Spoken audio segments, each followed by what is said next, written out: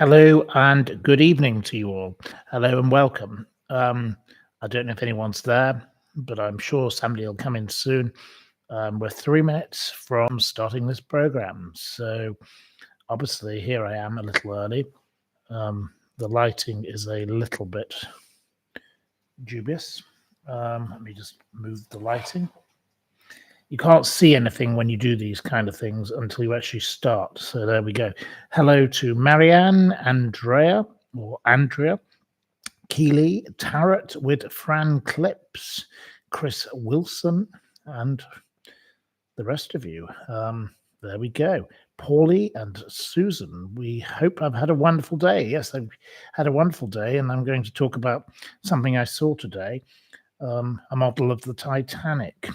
Anyway, that's amongst other things. So the lady in the background is half awake, half asleep, so we'll probably not be saying very much, but may join in or may not, but that's her wish and her desire.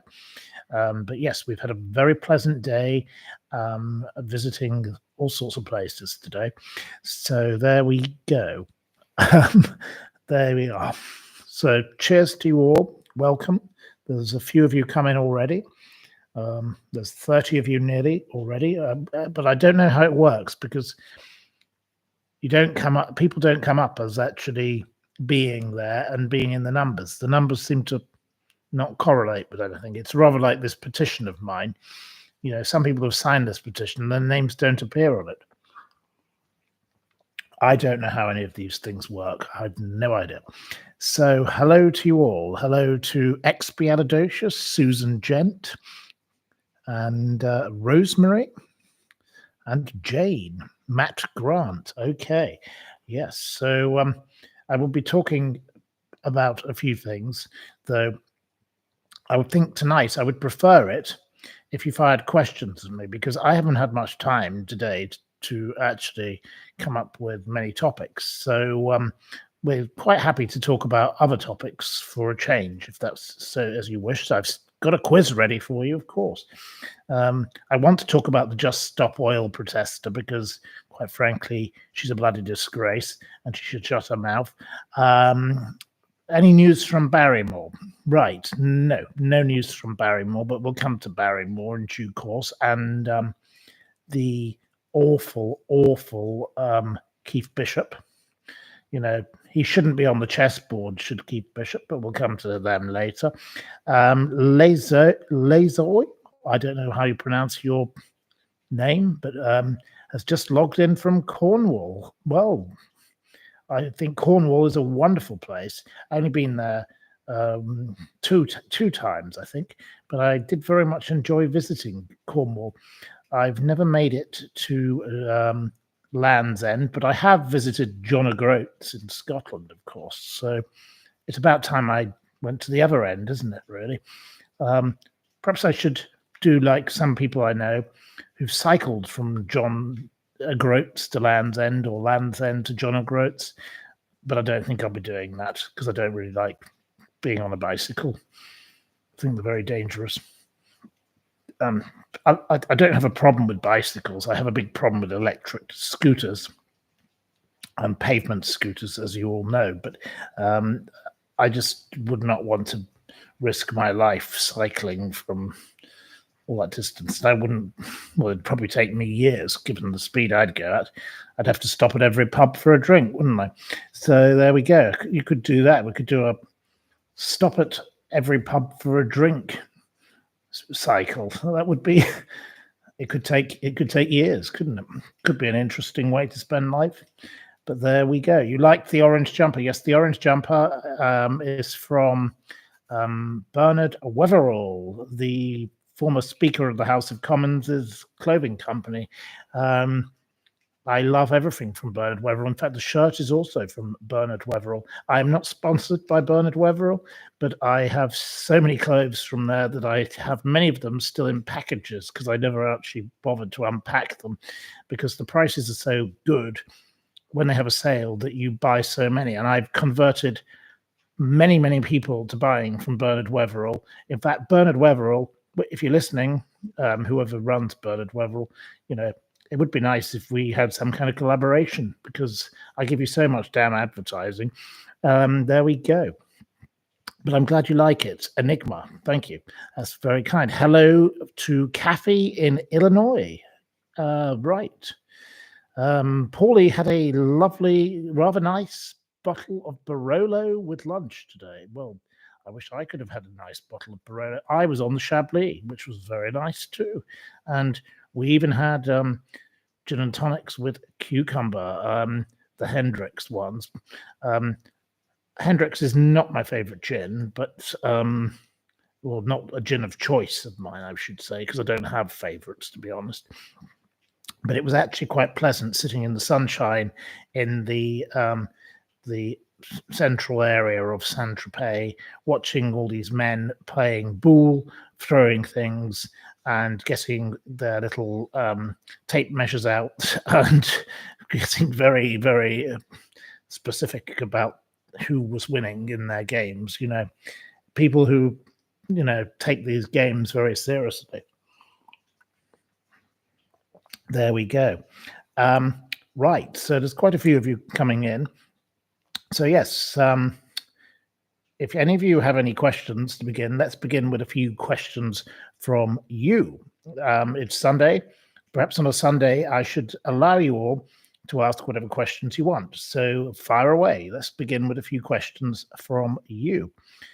What happened to the crooked small pub couple? The couple burned down.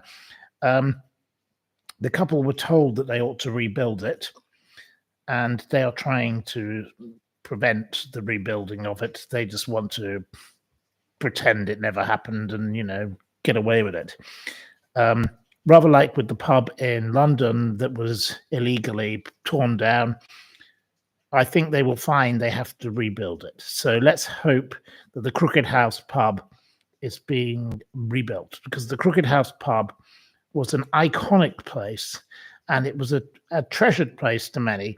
And they bought it as profiteers, and they thought they could build a bloody housing estate on it, or whatever their plans were. They're very devious people. They're dreadful. They're absolutely sickening. I haven't got my notes on them in front of me, otherwise I'd talk about them. But I can't answer anything specifically right now. There we are. The Crooked House owned by crooks. Yes, the crooks destroyed the Crooked House. They owned landfill sites. They're very odd people, these two. And they're very shameless and disgraceful. Absolutely appalling. Why would you want to go around ruining something that brought so many people so much pleasure? Shame on them. Absolutely awful. When will I be going back to the UK? Well, I can only stay here for another, I believe I've been here 57 days. I can only stay here for another 30 or so days. That's the maximum. Not allowed to be here in a foreign domain because of Brexit. Brexit has ruined all our lives. So, yeah, Brexit is the disaster. So you can't be in a place for more than 90 days out of 180 days. A friend of mine, Sir Benjamin Slade, has suggested all sorts of ways around this, but one has to follow the rules to begin with, and then find the way around the rule. Sir Benjamin, as many of you know, is a man who is very creative and wonderful and speaks great sense. So look up Sir Benjamin Slade, and you'll see a few videos about his views on all sorts of things. When he was on GMTV this morning, all the rest of it. I don't know why he went on this morning with that awful collection of people, but there we go. Right. Paulie found a way around it, an Irish passport. I believe that could possibly be a solution, but you have to have Irish ancestry. So there we go. One has to delve into one's history. You'd like to know of a conspiracy theory, says Jules, that people probably won't have heard of. The conspiracy. Okay, I can give you a conspiracy theory people probably won't have heard of, and that is that Lord Lucan was not the killer of the nanny. and that the actual killer was Arnold Schwarzenegger. This was given to me by a complete fruitcake who was a lawyer called Giovanni Di Stefano. He conned various people I know. I don't know why they fell for this lunatic. He was known as the devil's advocate. He has been in jail. He's a fake lawyer. He's out of prison now. He's supposedly making a film. He claimed he represented Saddam Hussein, all sorts of people, Gaddafi. What was he called? Alkan, the leader of the former Yugoslavia place. He was very involved with him. He was involved with some of these people, but he pointed out that Arnold Schwarzenegger was a security guard living in Croydon at the time, and that he was sorry, not a security guard, an enforcer, a bouncer, and he had connections with people who Lord Lucan had debts to, and that they'd come to an arrangement. And because Lord Lucan had connections with the Kennedys, that was how Lord Schwarzenegger got into America. So there's a very weird conspiracy theory. Complete load of old rot, probably. I think most likely. I wouldn't believe a word that came out of the mouth of this horrible man. He also represented the man who is building the palace called Hamilton Palace in Sussex. Hugh Stratton, a man who was a slum landlord. He was a modern day rackman. He was involved with all sorts of very odd people. There we go. The Sycamore Gap tree, what's happening? I'm not sure what the next stage is, but they have taken lots of cuttings from it, and there will be lots of trees that will grow as a result of the Sycamore Gap tree. So isn't that a wonderful thing? It's very sad that the poor tree had to die. And I hope those dreadful people, if they are guilty of having done that, I hope they're punished fairly and justly. Yeah. Right. Yes. So, next question, please. Any more questions? Right. But no, the man, Giovanni Di Stefano, he's a complete creep, and he's absolutely mad, and he's deranged. He tried to buy football teams. He stole money from a lady in Chelsea. I won't name her because I don't think she wants to have it talked about anymore. He claimed he was recreating the News of the World, and he created a website called News of the World. He was totally mad. I never met him personally, but and he was a very strange looking creature. And he had a horrible voice. That was a particularly nasty bit of him. I couldn't stand the voice. Anyway, he had this theory that Arnold Schwarzenegger was the hitman who'd been hired by Lord Lucan. He probably rode in on Shergar, let's be honest. The petition. Yes, the petition. I would like you to please share the petition.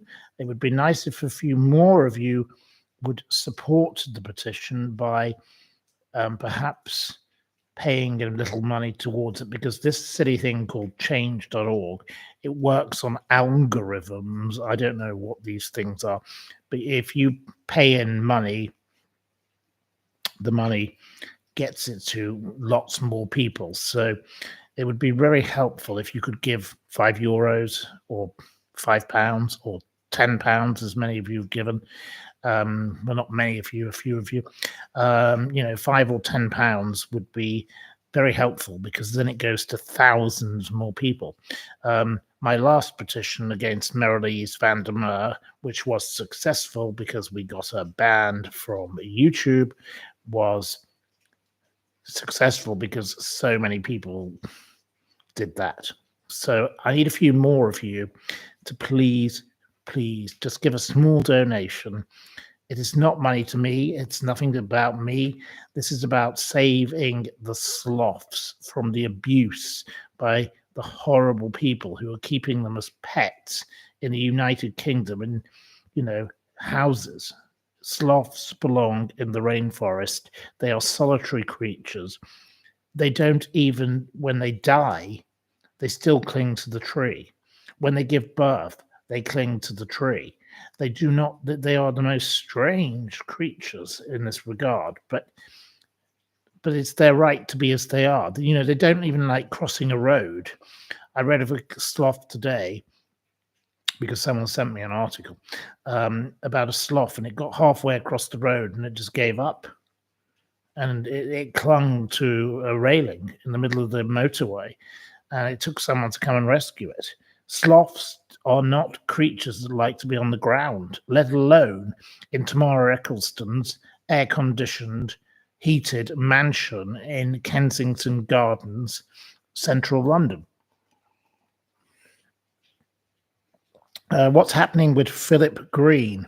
Philly G is rather quiet these days.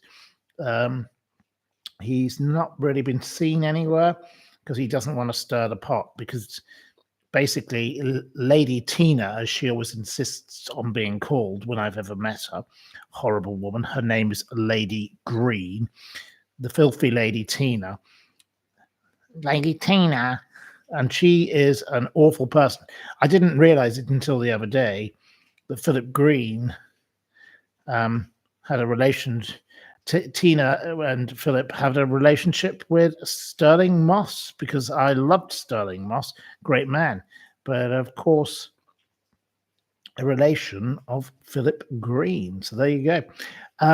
But no, Philip Green is keeping his head under the radar because Lady Tina wants to keep her title, doesn't she? And they're living La Vida Loca probably on one of their two big yachts, their gin palaces in Monaco. They're rather like the modern day Sir Bernard and Lady Docker, aren't they?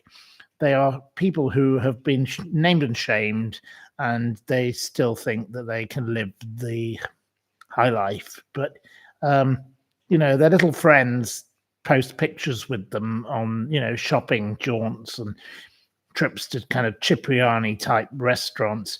But that does not, they've got no class, and they've got a lot of brass, and they've got a lot of brass neck. That is what I'd say of those two. Absolutely filthy people. And as for that pig-like daughter, what a disgrace she is. Absolutely appalling, that Chloe Green. Awful, awful, vile woman. No. Matt Grant says Sterling Moss fell down a lift shaft in his own house. The lift was made by Williams F1 team. Yes, you are completely correct. I regularly visited that house because when I had a drinks company, I used to take them cases and cases of booze because we used to gift them to them because I liked them. And I saw that lift and I even went in it myself. So, that lift, well, it was a terrible thing because Sir Sterling pressed a button and the door opened and he walked in. And of course, there was no lift. So he broke both his arms and both his legs. He was very lucky to live. Amazing story that he survived. And no thanks to the Williams F1 team, hey. But accidents do happen. I don't believe that was a conspiracy. It was just a stupid accident. But nevertheless, unfortunate. You cannot buy class, says Andrea. Yes, I agree. And Philip Green has never bought any. Paulie says, regardless of how much money they have, they will never be able to buy good breeding and class. Philip Green is one of the most repugnant people on the planet. He's disgusting. He's a fat pig who treated his workers so badly. Shame on him. And shame on Tina, because she controls the money. Lady Tina, as you want to be called. You are Lady Green. But anyway, there we go. What is King Charles up to these days? King Charles is doing a fantastic job as king. I think he's, the man is recovering from cancer, and he's serving the nation. Absolutely great. No more to say. Right. Right. I don't know what the tunnels everywhere in the Williamson's Tunnel Liverpool means, Lynn, so I'm very sorry I can't answer that. Right. Have I ever met Richard Madeley? Of course I've met Richard Madeley on multiple occasions. He is far worse in reality than he is on this screen. Have I met Naomi Campbell? Never met Naomi Campbell, but she is someone who, a friend of mine worked at a marketing company, a PR firm, very, very famous one, that had a few scandals in the end to do with Africa that closed down. She even stubbed out a cigarette in the eye of one of the security guards. Naomi Campbell is a piece of filth, a piece of scum. She's one of the most reprehensible people, blood diamonds, all the rest of it. Don't like Naomi Campbell. Wicked, wicked woman. And, friend of Jeffrey Epstein, Ghislaine Maxwell, partied with Bernie Ecclestone, the pet four of them on the same yacht with Flavio Briatore, She's got very shady associations as that woman. There's nothing good about her. And, banned from the Charity Commission have condemned her.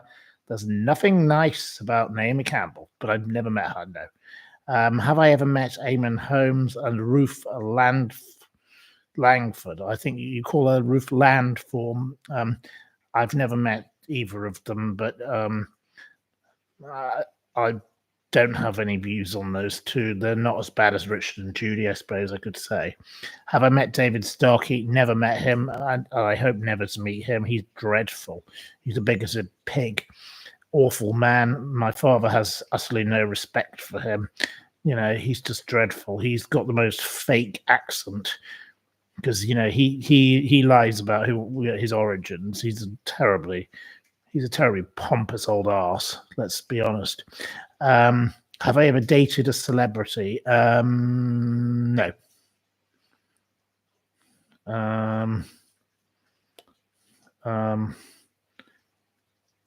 There may have been one occasion of an interaction with such a person, but I'm not going to talk about it. Right. Have I ever been married? No. My family have had enough divorces between them. I don't need to add to the equation. I don't think it's a celebrity crush. I don't have one.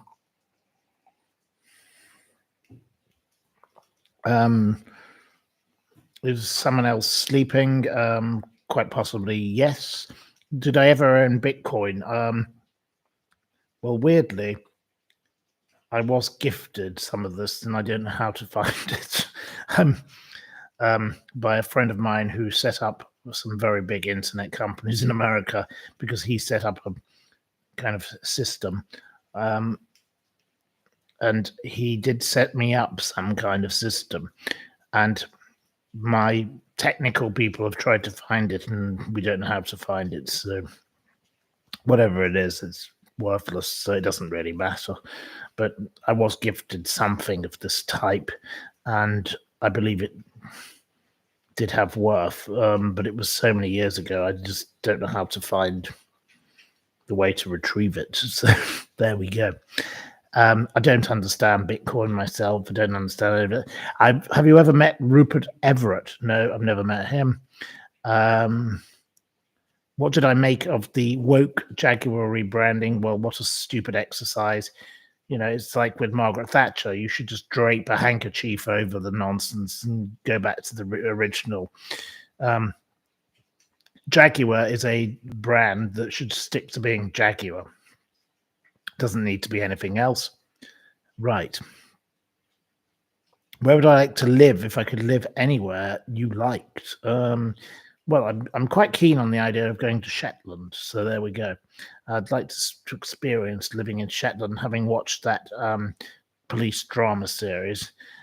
Everyone thinks I'm completely mad, but everyone thought I was completely mad when I wanted to go to Broadstairs. And then everybody who I knew wanted to come and visit. And every weekend I had people to stay.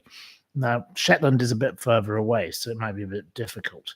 But I like it there. And I love Venice. That's another wonderful place. Wouldn't mind spending more time there. But that's not really... Everywhere I want to go isn't practical. I don't know if I want to live in London, because London is just ruined by Sadiq Khan. Sadiq Khan has destroyed a once great city. It's not what it was. And all the restaurants are closing down that I like, and all the bars and all the rest of it. What's the point? And it's very expensive. And, getting around is very expensive in London. It's just not a practical thing to do. So where do I want to go next? I don't know. But I do like the idea of Shetland. There are other options, but God only knows. I love America. I'd love to be in San Francisco, but everyone complains about it. But my friend who actually lives there, who is living in the part of San Francisco where I would live if I went there, tells me it's not nearly as bad as people make out. So that's that. Where would not want to live? I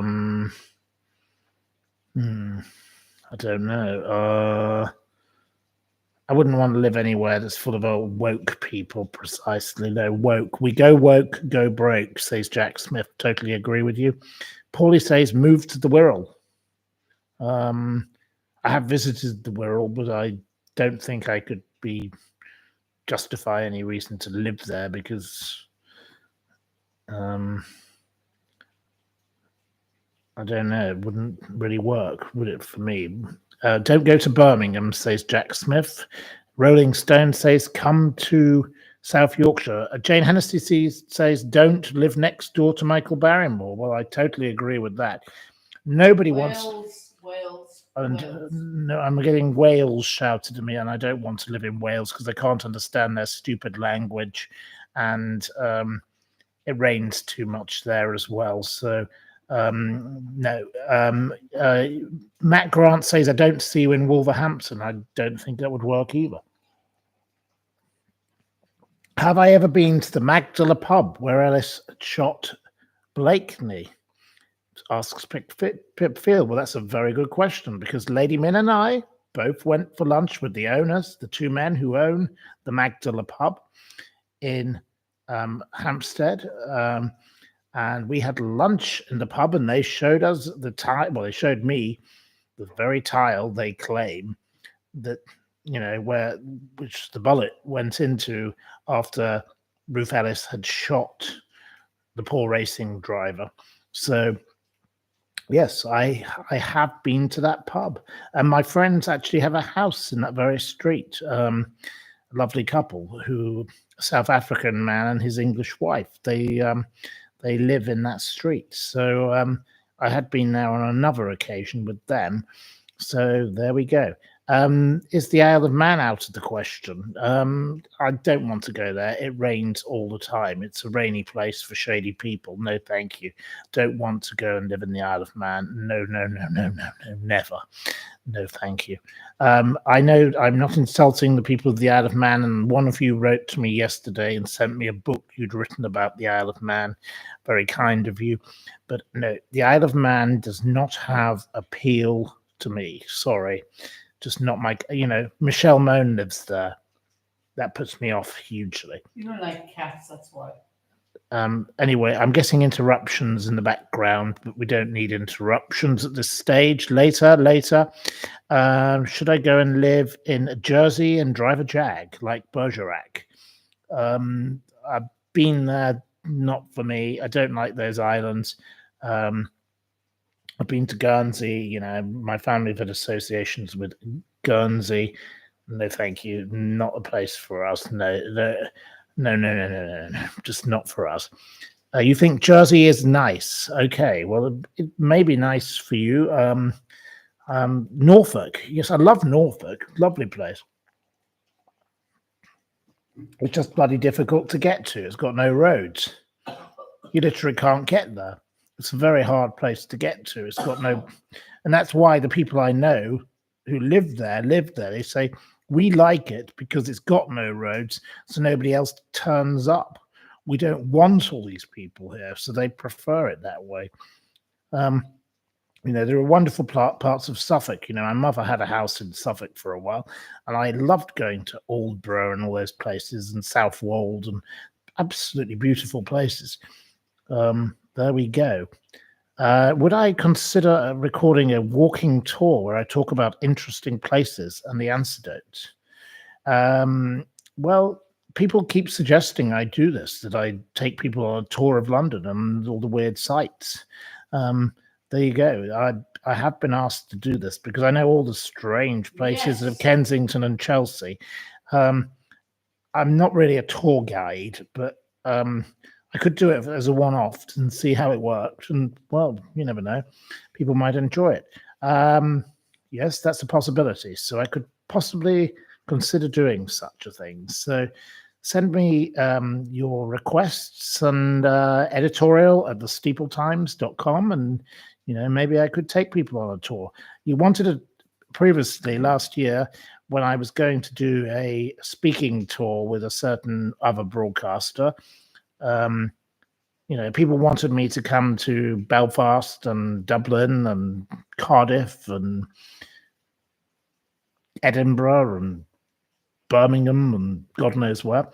And I nearly did arrange to do that, and it was sort of discussed, but it didn't happen. But I'm quite happy to do the whole thing by myself if people are willing to, if I can find someone willing and able to arrange such a thing. Yes. What about the Cotswolds? I love the Cotswolds. I love Cheltenham. I love the racing. I love all of that. Lots of friends there. It's very expensive. And now Ellen DeGeneres has moved in. I think the tone of the neighborhood has been somewhat lowered. I don't like Ellen DeGeneres. Sloth.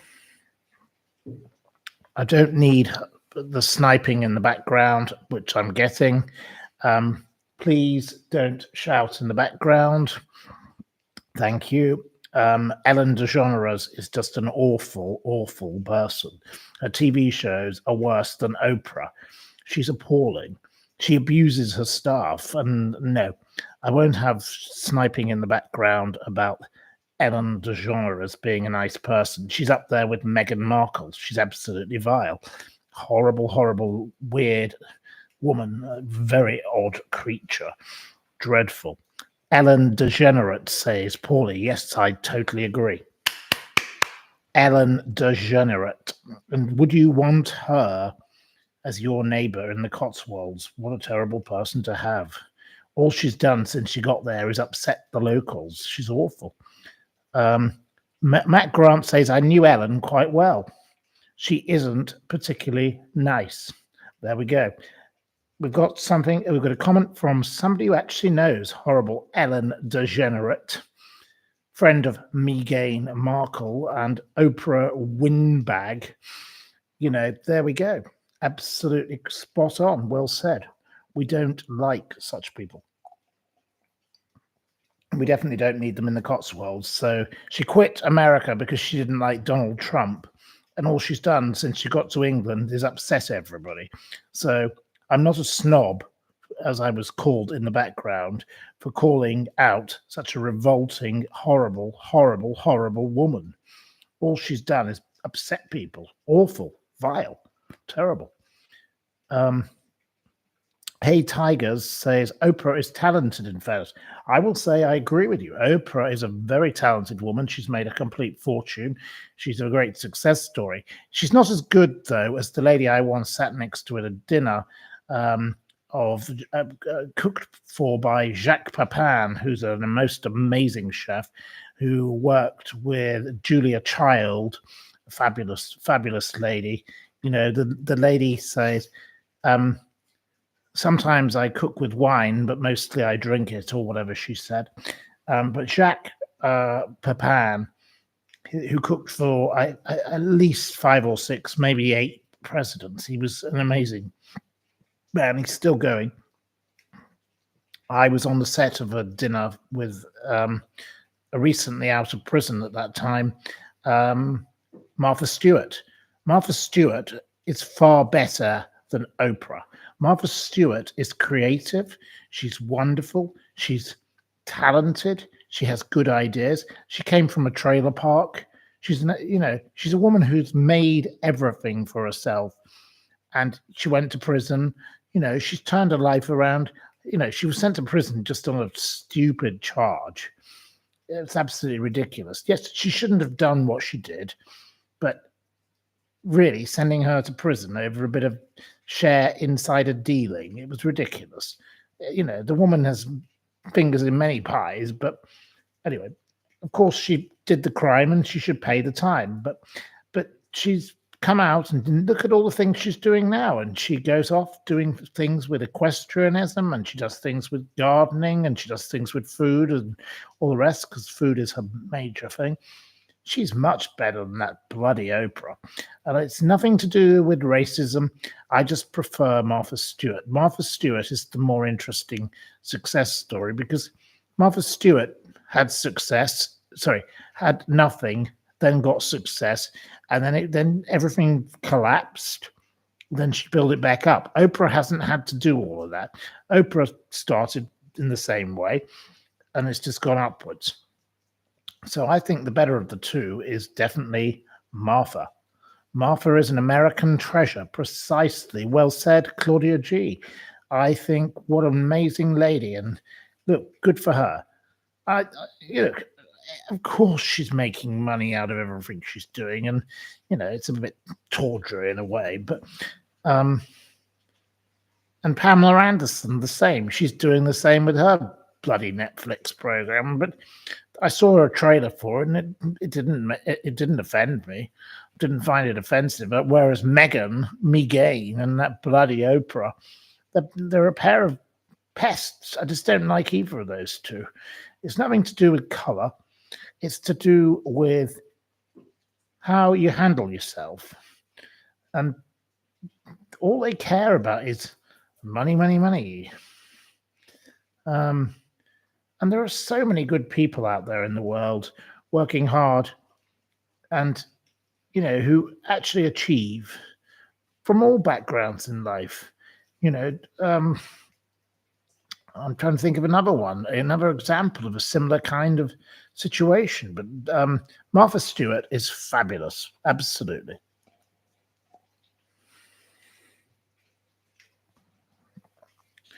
Yes. What's happened to Finn? Well, Finn is still in Broadstairs, which is probably the best place for him, as his family do live there. So Finn is happily in Broadstairs, as far as I'm aware. I haven't spoken to him in quite a while because he's not very good at communicating. He doesn't have a normal phone. He doesn't use iPhones. He writes letters to Roman Catholic priests. So I don't know what's happened to him. But anyway, he's a nice gentleman, and I wish him all the best, and I hope he's happy. But I haven't seen him because I haven't been to Broadstairs since September last year. So, and I speak with many of the people in Broadstairs, and they do see him, but he is a difficult person to interact with. But the other wonderful people of Broadstairs, the lovely lady who was Miss Broadstairs, the wonderful Samantha, the bar lady, the wonderful Max, the wonderful Alan, the wonderful Karen, the wonderful Graham and Lorraine, not Lorraine Kelly, but Graham, the man who sings 500 miles and runs marathons, who's not running marathons anymore. But he's raised hundreds of thousands of pounds for charity. Fabulous people, all of them lovely, and the lovely Nikki from the Magnet, who was one of the very first people to sign the petition, in fact, for the Sloths. So cheers to all of them. Absolutely, and I'm sorry if I've missed out others. I do apologize, but I can't name everybody. That's physiotherapy for me. Yes, Lady Men loved Lorraine for physiotherapy. Right, you're planning a trip to the People's Republic of Peckham for a rice and peas top-up. Okay, Trevor says, well, I hope you have a nice time. Right. What happened to all my books in Broadstairs? They're currently in storage, sadly. There we go. How can we get some gin to you? Asks Claudia. Well, it is possible to send a parcel. If you send me an email at editorial@thesteepletimes.com, I can give you an address, but you don't really have to do that. But it would be very kind of you if you did. I love receiving gin, always. Gin is very good. Am I friendly with a local hostelry? Yes, I have several local hostelries I visit in Saint-Tropez, Port Grimaud, the Godfrey. I have a number of publicans, or I don't know, bar owners or whatever you want to call them, who are friendly with me. Yes. Have I ever owned a boat? I did have a laser dinghy as a child, and when my parents got divorced, it disappeared. So God knows what happened to that thing.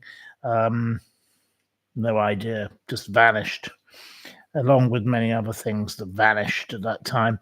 But, my parents' divorce was a little complicated, to say the least. So lots of things went missing, because when you're separating things out, it's very complicated. My mother got rid of lots of my father's stuffed animals, which I'm sure many of you would disapprove of, given you don't like my views on fox hunting and shooting and fishing. But my mother did burn rather a lot of those, so God knows what happened to the boat. But anyway, mini cheddars. Yes, I've got mini cheddars on the way. A wonderful friend of mine, Jonathan, has sent me a FedEx parcel, so mini cheddars are on the way. I've not had a mini cheddar since January the 25th, and I am missing my mini cheddars very much. Right. Okay. Would I like a dinghy or a hovercraft? No, my boat was a laser dinghy, and it was very small, and I used to sail it on Lake Windermere, and I was learning to sail in this little boat, and anyway, never mind. It vanished, so it's gone. It's one of those things that happens, isn't it? That's life. You can't go in a dinghy out here right now. And Lady Min is interrupting. We can't go in a dinghy out here right now because the torrential rain has returned. It's been a glorious day today. Lots of sunshine. Very pleasant, but the rain has returned. But she managed to lose a boat once, and that's another story for another day, so we won't do that. Thank you to Jane, who says, don't forget to press the like button, and there we go. Thank you. It's very kind of you. The more likes and encouragement we get, the more this channel will go up the radar, and the more we can do. But I want some more support for the old sloths. So, right, anyway, we've been going now for 43 minutes. At 45 minutes, I'm going to come to my first story. And yes, have I ever had lunch in a Happy Eater or a Little Chef? I remember as a child being taken to a Little Chef on an occasion. Yes, I thought the food was disgusting, and I was very critical. It was horrible. Wasn't my kind of food. Awful place. It was worse than a McDonald's.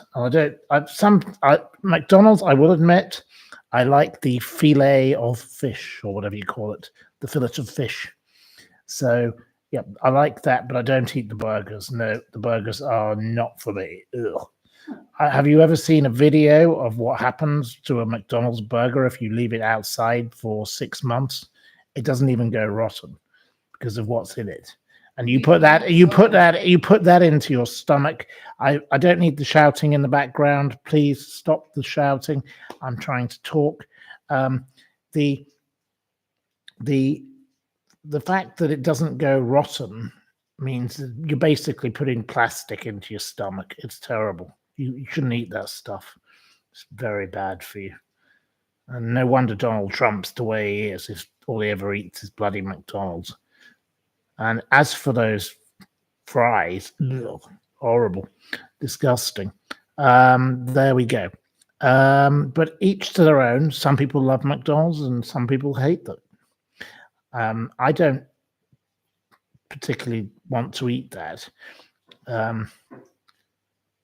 I like to eat fresh food, and it's much better to eat decent food and know where it comes from. But there we go. Right. Anyway, so we are at 45 minutes, so I'll begin. Right. I'd like to talk to you about the Just Stop Oil protester, age 78, Gay. I don't know, her name is Gay, but it's not spelled G-A-Y. G-A-I-E. Gay Delap is her name. I don't know if it's Gay or Gay or something. Anyway, she's been complaining about the shocking failures in healthcare and support she experienced in prison. This ridiculous woman is an absolute pain in the arse. How she got through the experience of being returned to jail as no tag could be fitted to her because of it just wouldn't fit her stupid ankle because it was too thin. This whinging whiner who climbed onto a gantry above the M25 in November 2022. She managed to climb a motorway bridge, a gantry thing. This lunatic, this fruitcake, this pest who is trying to disrupt other people's lives is moaning about her treatment in prison. It was too hard for her. I was behind bars, she says, for Christmas, New Year, and even my birthday on the 10th of January. Well, what did this silly, bloody pain in the arse expect?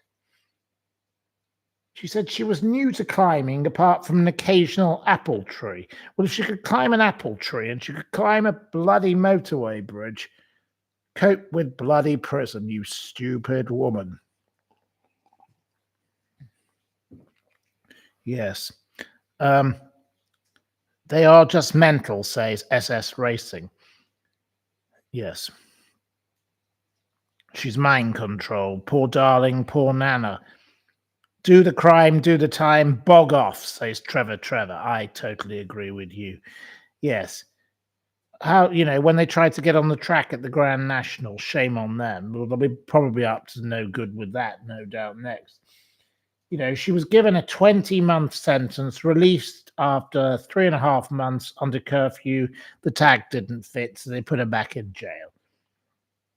She believes that 80% of those she met in prison shouldn't be in prison. Well, she would say that, wouldn't she? This woman, Guy Delap, she's like a dilapidated old building. She should be pulled down, lock her up, throw away the key. She's a pain in the neck. She's awful. She's a stupid idiot woman who is protesting about something that should not be protested about. She is a nuisance. She is taking the liberty of people who actually want to have free speech and abusing it. She's an abuser of free speech. She's disgusting. She's disgraceful. And, these Just Stop Oil people, someone should send in a water cannon when they turn up, hose the bastards down, and wash them away. Attacking paintings, oil paintings. That's ridiculous. The oil painting had nothing to do with the oil industry, you stupid morons. You are a bunch of freaks and fruitcakes. Appalling. Right. There we go. Lock her up in Janet's pub's lavatory. Yes, you could lock her up in Janet's pub, but sadly we can't anymore because Janet's bar has been closed down, which is no bad thing. Nobody misses Janet's bar. Janet's bar should have been closed down years and years and years ago, but anyway, it has now been closed down. So anyway, I'm having a bit of eau de vie now myself, just in honor of my water cannon I want to send in. I do have a glass of Pellegrino here. I don't just drink wine and beer and whiskey and gin. So there we go. There we are. Have I had any thought about entering politics to bring back some sanity? I told you I have, but no political party would have me because I'm too much of a loose cannon. Has anyone been reading Janet's reviews on TripAdvisor? You spent an hour of your life this afternoon reading Janet Barr's reviews. Aren't they fantastic? You can't have anything more entertaining than learning about Janet Evans, Councillor Janet Evans of the Royal Borough of Kensington and Chelsea, the woman who's been caught watering down drinks. What a shameful disgrace that woman was. And be warned, Beck, Janet Evans is still a councillor. That woman is still a councillor for the Conservative Party. What is wrong with the Conservative Party to have someone like her as a representative? A woman who waters down gin, whiskey, and vodka. Well, gin and vodka, I would assume primarily, because that's easier to do. She is an absolute scoundrel. Why did she do that? Anyway, I'm getting shouting in the background. Why did she do that? Well, it's obvious why she did it, to make more money. So she didn't have to. She can sell more for less. She's a disgrace. Absolutely appalling. I could always be an independent candidate. In Britain, independent candidates don't win very often. Not very likely, and I'm not going to be joining Reform, so there we go. We'd all starve if we just stopped oil. How do people think our food gets into the local shops for our convenience? I bet they're always ordering from Amazon. They probably are. So Guy Delap, yeah, she ought to be thrown down the well. Absolutely appalling. Join Lowe's new party.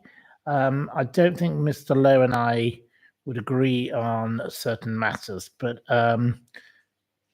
I do think that he has been treated very unfairly by Farage. I haven't spoken to Mr. Lowe yet, but I will try to speak to him again. There we go. But, you know, the way Christine and Neil Hamilton were treated by Farage, as in Garage, appalling also. So, you know, they're not. Rupert Lowe is not alone in having a row with the horrible Farage. He's one of the worst. So anyway, that's that. Anyway, right. We shall move along. I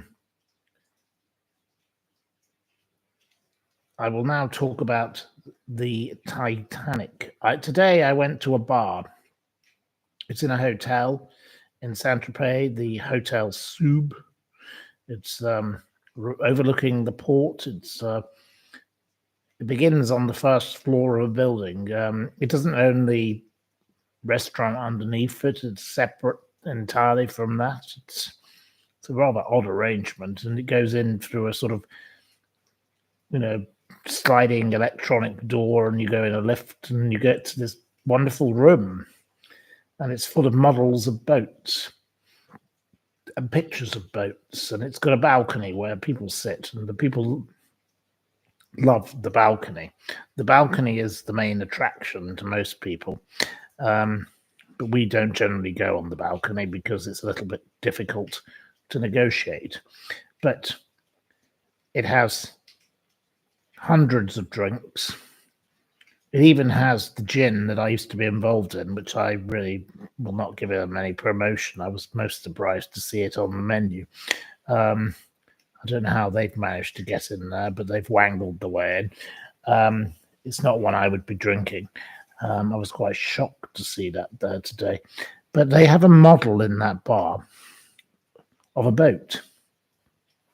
And Lady Min here said to me, "What is that boat?" So I went and had a look.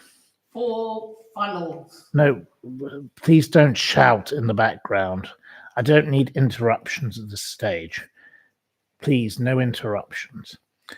And the model of the boat was a big boat, but it did say on it Titanic. And I thought it looked a bit questionable, this model. So I counted the number of lifeboats, because the number of lifeboats was very key to the Titanic disaster, of course. So it had the correct number of lifeboats. There were only 20 lifeboats when there should have been 32 if the boat had been stacked correctly. So it was a correct model. It was quite interesting to look at. I've got a picture of it. I'll put it on the old Instagram tomorrow so you can have a look. I don't normally do Instagram anymore or Facebook or any of these things. I've given up on sharing pictures because I just wanted a break from all this social media other than Twitter. So there was this model, and it got me thinking about, the unsinkable boat, the Titanic in 1912 and everything that happened. So we chatted about several stories. And the first story involves the Olympic fencer, the old Etonian, Sycamore Gap Gordon, and his wife, Lucille. Now, I don't know if any of you know who Sycamore Gap Gordon and Lady Duff Gordon, as she then was. Well, she remained until the end of her life, even though they actually didn't divorce, so that doesn't. So she was Lady Duff Gordon until she died. She was a bit of a fashion guru, and I'll come to her story.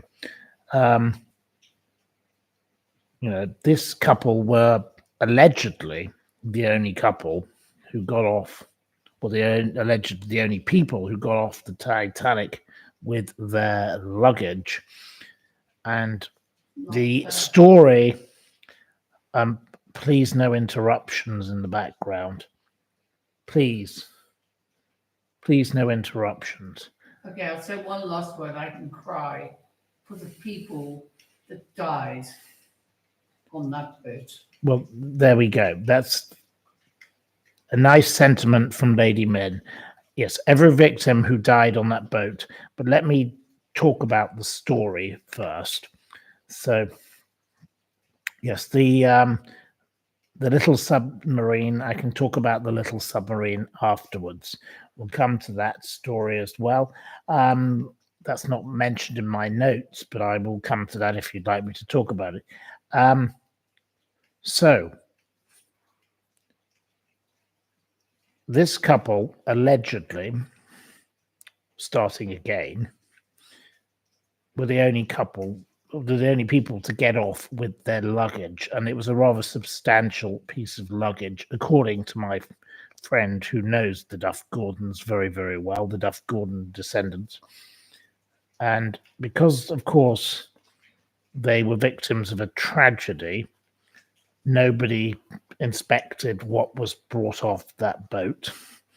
When it was taken onto the car, Pinthia, they got their stuff off there, and that was that.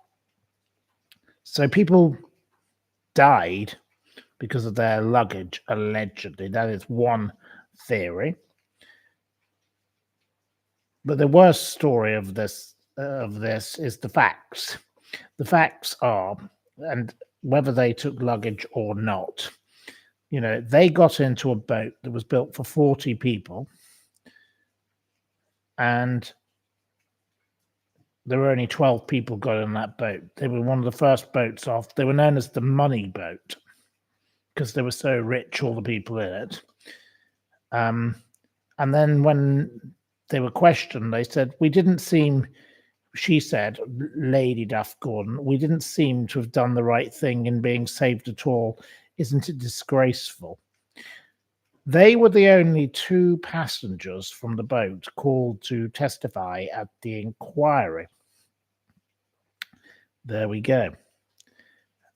People were confused because the Mauritania and the Lusitania and the Titanic had 4 funnels, says Paulie. Yes, well, the Titanic actually only had 3 funnels that worked. One was a fake. There we go. I can tell you that's something that's nothing to do with my story today. But anyway, that's a part of this. Anyway, they were cleared of wrongdoing by the inquiry, though the inquiry found more passengers would have been saved if their lifeboat that they were in had turned around. They chose to pay the people manning the lifeboat £5 each, which they said was a donation to buy them new clothes to keep going, and told them to keep quiet so nobody could hear that they were going through the water. What a nasty thing to do, in my view, but never mind. What would the Queen would say? The late Queen would say, recollections may vary. So, but they did choose to pay. So that is something that definitely happened. And, they were an interesting couple. They were alleged to have taken the luggage on the lifeboats. They were seen on the Carpathia other day in different clothes. So how did they get changed every other day if they hadn't taken luggage? So there we go. That's an interesting point. And rumors dogged them for the rest of their lives. Allegedly, though, Lady Duff Gordon's most valuable item was in the ship's safe. It was uninsured. It was a $50,000 necklace, which she did not actually own.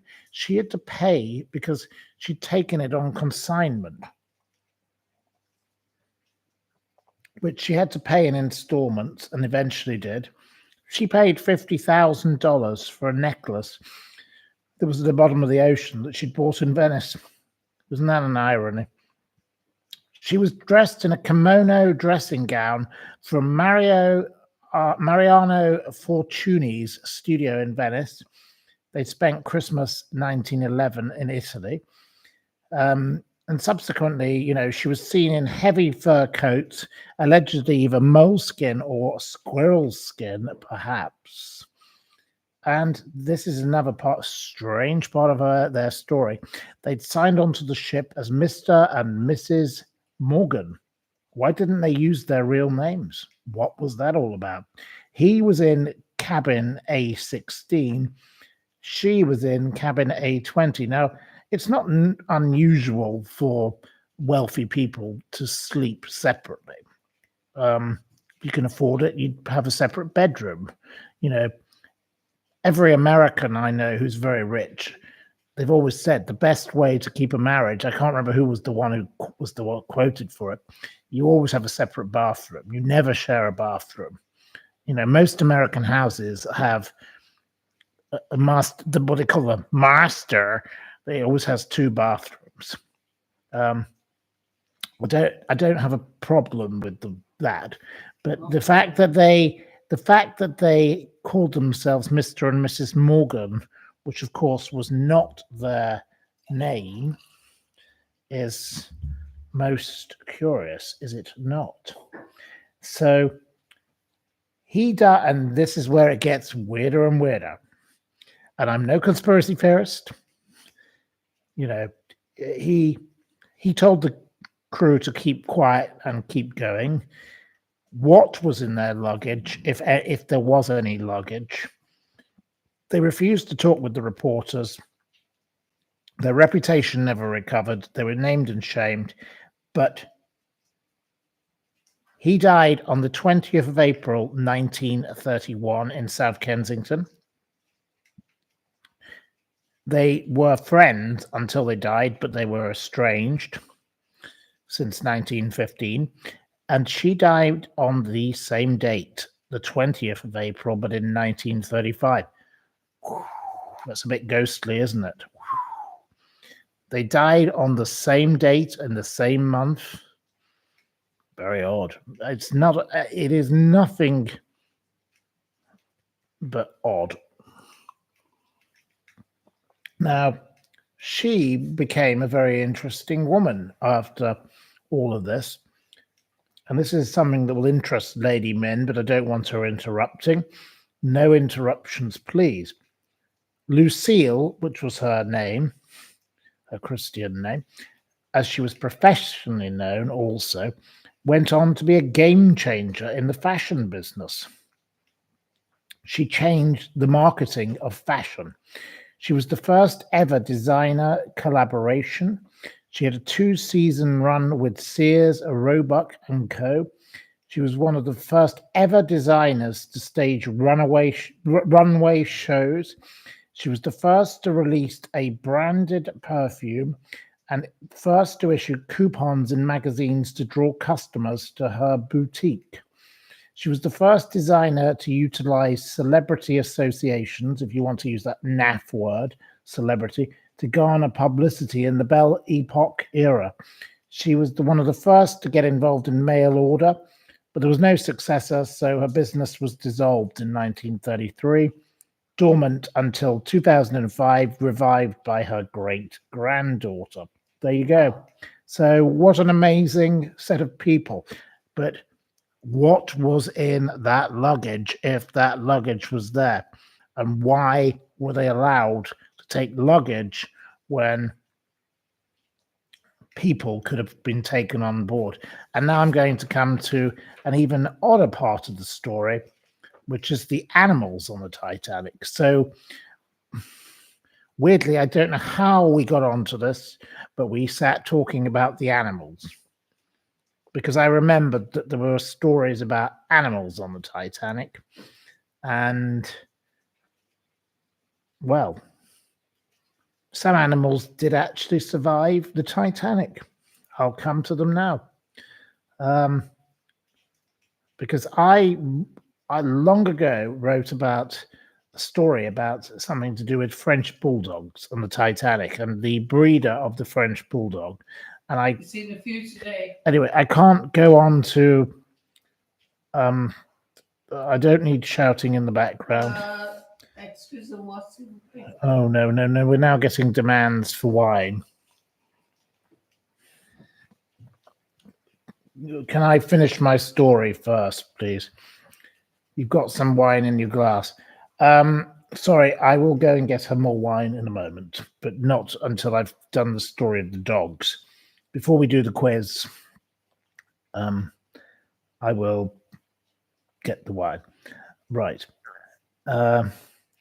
So, animals on the Titanic.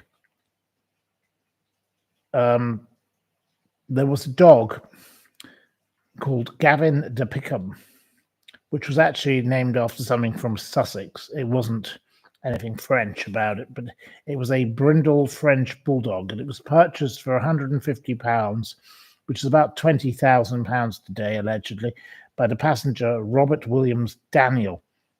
It didn't survive, and it was in the kennels.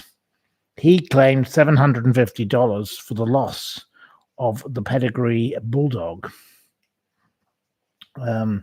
And in the silly little film, the Titanic film with the dreadful music, which I couldn't stand, with that awful, dreadful film, the dog was seen swimming past Leonardo DiCaprio and Kate Winslet.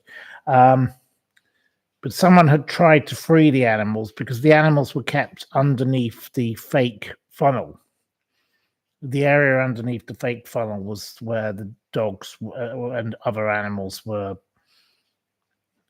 kennelled, but there were a number of animals that were kept in owners' cabins. Only the first-class passengers had animals, but these dogs were terrified and running up and down as the ship sank. So there were allegedly 12 dogs on board. 3 survived. The fare for a dog was the equivalent of 1 child traveling. So it was very expensive to take the dog. But this is what they did. There were 2 Pomeranians that survived and 1 Pekingese. The first Pomeranian belonged to someone called Miss Margaret Hayes. Not much information is known, but she smuggled it, I believe, under her fur coat. Mrs. Elizabeth Barrett Rothschild, obviously a banking person, had a Pomeranian too. She wouldn't get on board aboard the life raft without the dog. You wouldn't believe this. It died a little later once she got to New York after it had a fight with another dog. So the dog survived the Titanic and then got killed by Central Park or whatever. And then there was a man called Henry Sleeper Harper, or Harper. He was a publisher. Him and his wife and 2 servants got their Pekingese into a lifeboat. It was named after the first president of China, of the Republic of China, Sun Yat-sen. There was a lady who was very stupid, Anne Isham, aged 50. She refused to get in the lifeboat without her large dog, which was believed to be either a Great Dane or a St. Bernard, but no one seems to know. She and the dog were never found. So, well, she was a bit stupid, wasn't she, really? Absolutely ridiculous. So that's that. Right.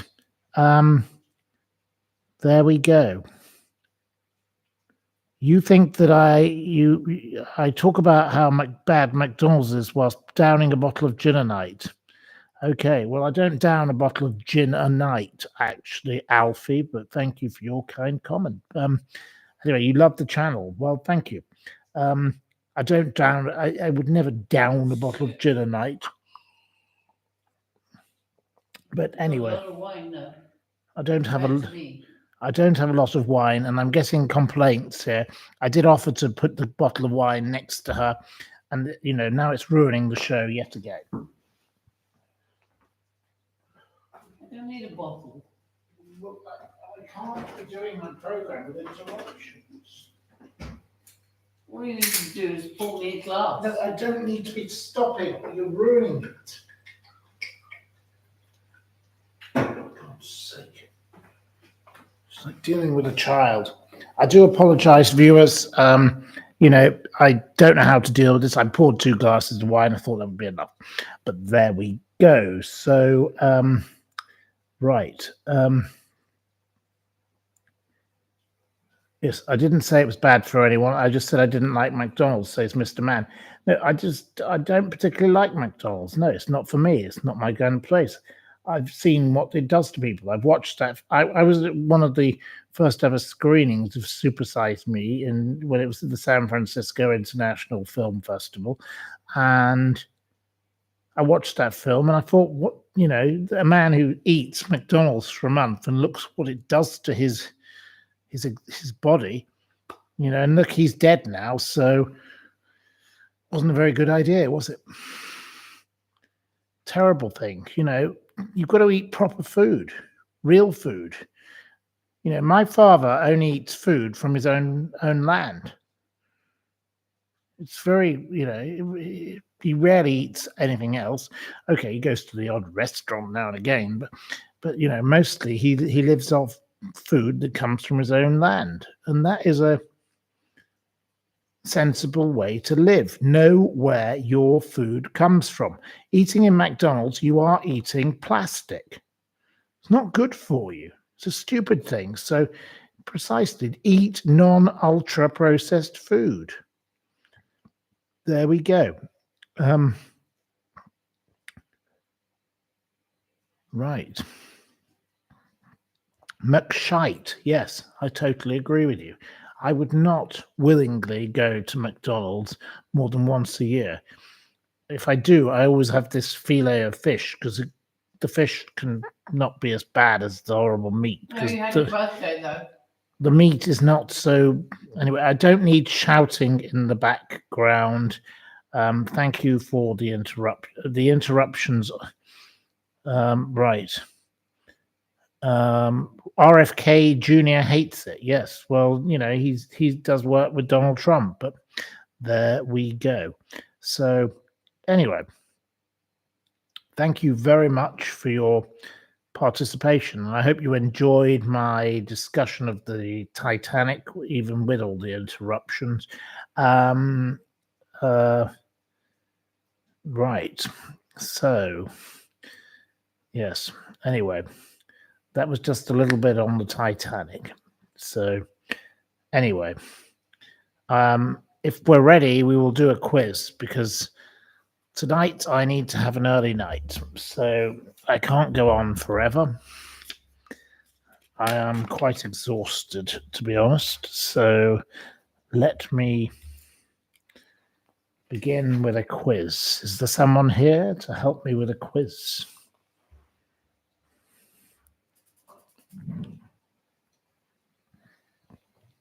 Right.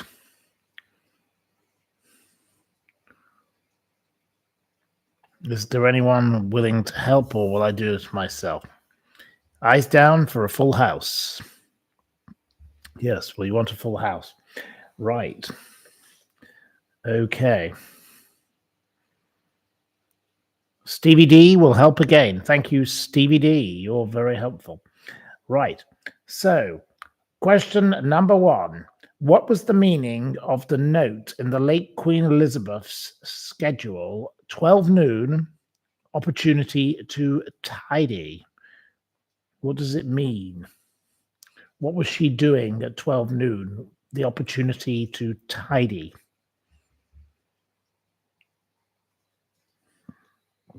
It wasn't Anthea Turner time, and it wasn't looking at her red boxes. It wasn't paperwork. It wasn't betting on a horse. It wasn't getting rid of the PM. It wasn't walking the corgis. SS racing is close, but I think we need to have it in a more civilized fashion. It wasn't bath time. I suppose if we can allow SS racing, but I won't repeat what you said. It is visiting the lavatory. So SS racing, you get the point. Okay. But you put it in a way that I better not read out because I'll get shouting in the background.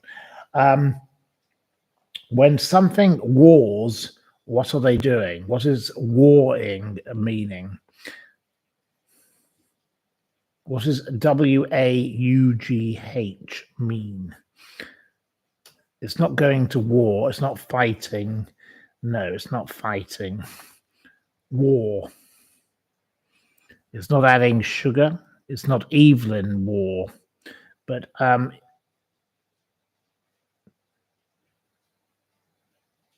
he is a bit of a fine example of such. No, it's not even war. It's not singing.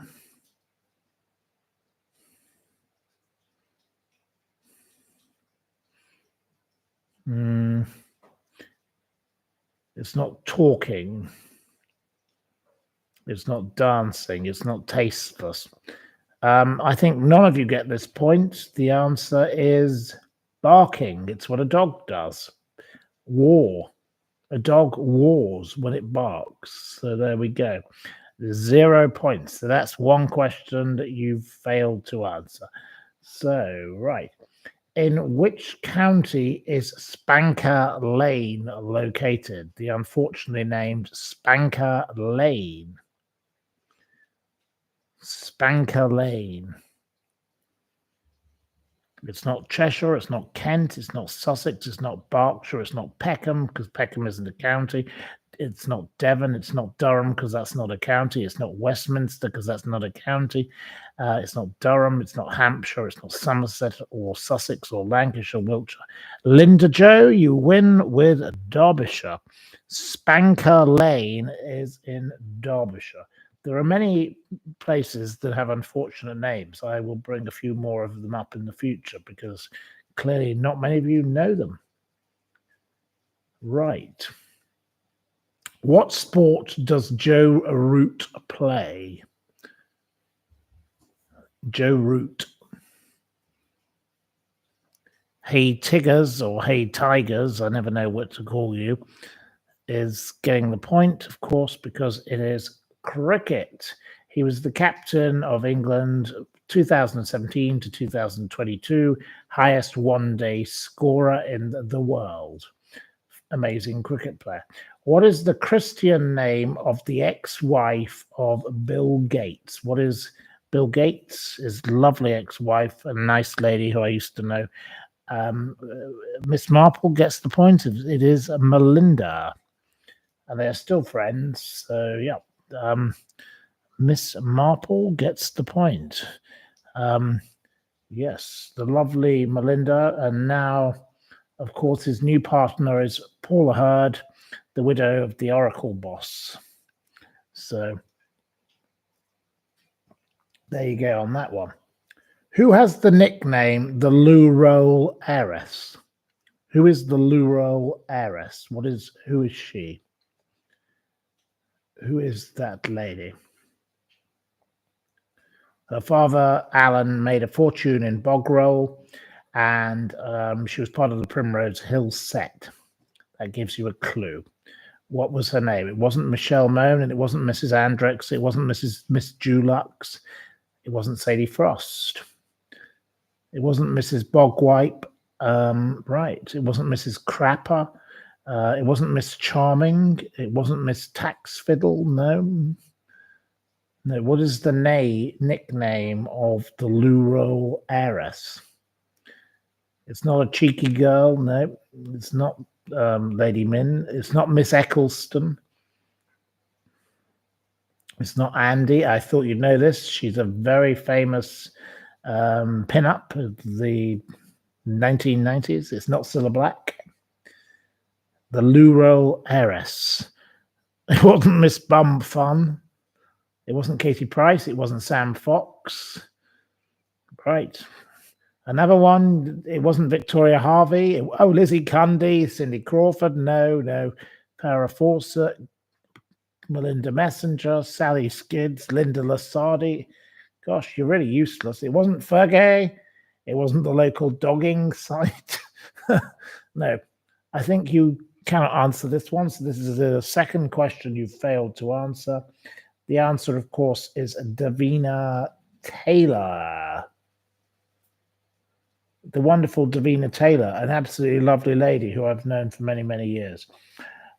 Which house did Davina Taylor buy in Primrose Hill from Noel Gallagher in 1999 when she was aged just 22? What was the name of the house that she bought in Primrose Hill, which was part of all of this Sadie Frost set? So it's amazing. Miss Matt Grant, I will allow you, because you're close.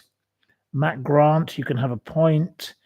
The name of the house was Supernova Heights, but you're saying it was Champagne Supernova, which is very close. I'll allow that one.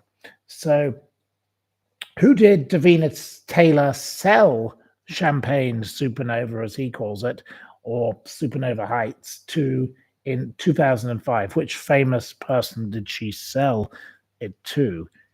It wasn't Roger Melly. It wasn't Chris Evans. Who did she sell? It wasn't Anthea Turner. I don't think she could have afforded it. Mr. President. It wasn't Elton John, Billy Piper, Russell Brand, Mohammed Fayed, Ronnie Wood, David Beckham, Cilla Black, Thierry Henry. It wasn't me. It wasn't Robbie Williams, and it wasn't Kate Moss. So it wasn't Donald Trump. It wasn't Twiggy. It wasn't Fanny McFlaps. It wasn't Johnny Depp. It wasn't Madonna. It wasn't Andrex. It wasn't Joanna Lumley. No, I don't think she could have afforded it. Davina McCall. No. Right. So another question. It wasn't Bob Geldof, David Beckham, Damon Albarn. You're giving all sorts of theories. President. Anyway, the shouting in the background isn't helping. It's not George Michael. It's not Kate Moss. No, but part of the same well. It wasn't Cliff Richard. It wasn't Donald Trump, who keeps going out. It wasn't Rylan. Okay, nobody gets that point either. The answer, of course, was David Walliams, the comedian, David Walliams. So he paid $3.2 million for it. There we go. What do Christopher Ward and George Bamford both make? Christopher Ward and George Bamford, what do they both make? Matt Grant gets a second point, taking you into the lead. Of course, George Bamford, son of the JCB man, makes watches, and so does Christopher Ward. Where is the Sportsman pub located? I can accept the town or the county. The Sportsman pub, and I've had lovely meals there on many occasions. It's not in the Oval, it's not in Twickenham, it's not in Grimsby, it's not in Derbyshire, it's not in Yorkshire, it's not in Aberdeen, it's not in Berkshire, it's not in Peckham, it's not in Cricklewood, it's not in Wimbledon, it's not in Sussex, it's not in London. No, the Sportsman pub. Where is the Sportsman? Pipfield, you can have it, because Pipfield, you get Kent. Of course, it is in a place called Sea Salter near Whitstable. It is one of the most wonderful pubs. It looks like a complete dump from the outside, but the food is fabulous. Oh, it's one of the best places I've ever eaten. Absolutely amazing. It's got weeds growing in the car park. It's completely weird. But it takes 6 months to get a booking normally. What is the profession of Giles Corran? And I can accept whatever the first option that is relevant out of 3. I wouldn't say wine expert. Hey Tigers, or Hey Tiggers, you get a second point. He is a food writer. Yes, he writes about food. I'd say he's a food critic. He is a journalist, and he's a provocateur. That's how I would describe him. Okay, what is a quooker? What is a quooker? Croupier. It's not a fork. No, a quooker. Spelled Quooker. A quooker. It's not a bird. It's not Anthea Turner. Miss Marple can have it. You get another point. It is a boiling tap. It also serves chilled and sparkling water. Okay. In which year was Sir David Amess, a Conservative MP, tragically murdered in Leigh-on-Sea, Essex? Which year was he murdered? It wasn't the 1990s. It wasn't 1975. It wasn't 1994. It wasn't 2012. It wasn't 2022. It wasn't 2018. It wasn't 1985. Mr. Mann gets the point. It is Mr. Mann. You get a point. It was 2021 October. Sadly, he was stabbed, and as a result, because he campaigned for so long, Leigh-on-Sea was awarded the status of a city in his honor. Who is the tycoon associated with Sports Direct? Which tycoon is associated with Sports Direct? What is his name? He's worth 200 million. He's 7th on the UK tax list for 2025. It's not Mike Bassett. No, it's not PG Tips. It's not the Motorella guy. We need the full name. It's not Philip Green. It's not Bernie Eccleston. It's not Mike Fatty. Pipfield, you can have the point because it's Mike Ashley. Pipfield, you get a second point. We have 1, 2, 3, 4 of you on joint first at the moment. So you're all doing rather well. We might have to have a tiebreaker here at this rate. To which species does the Bechstein belong? What is the Bechstein? Bechstein. Sorry, the Bechstein.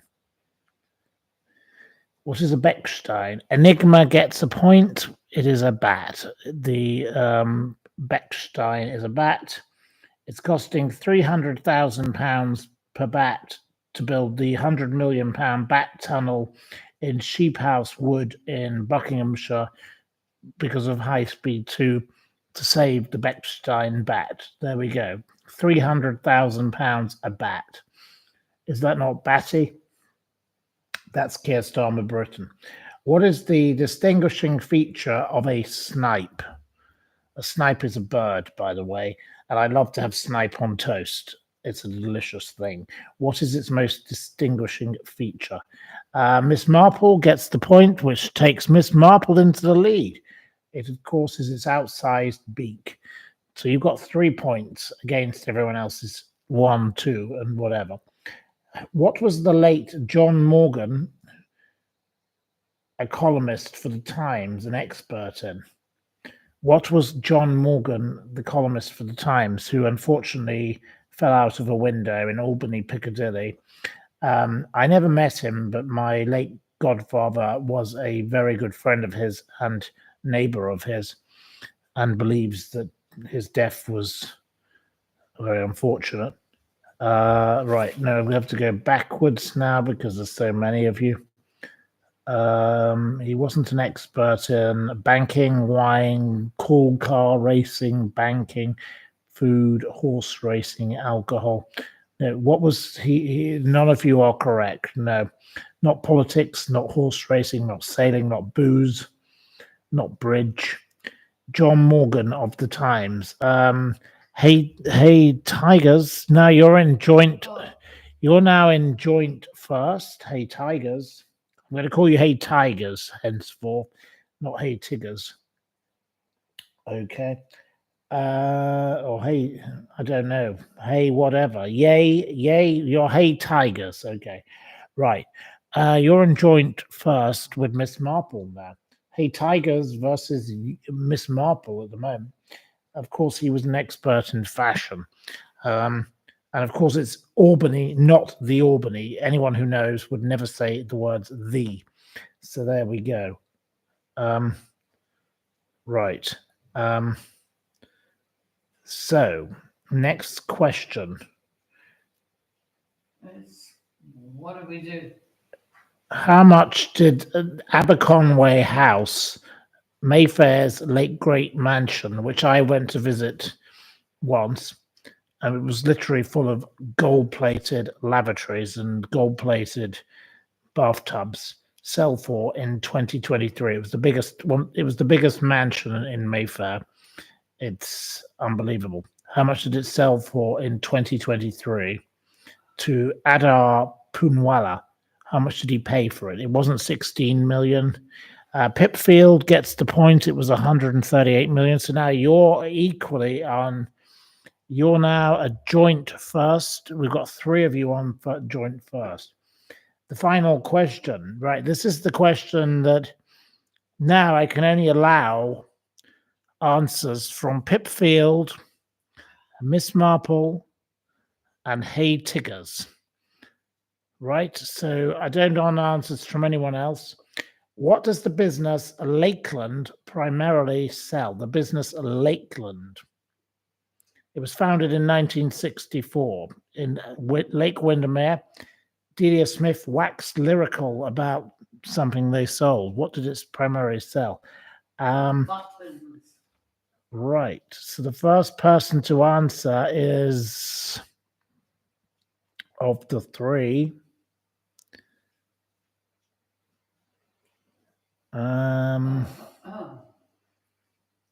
Right.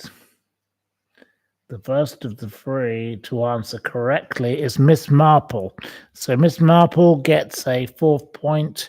Miss Marple wins the quiz. Thank you, Miss Marple. Well done to Miss Marple. You have won the quiz with 4 points. Thank you to everyone else.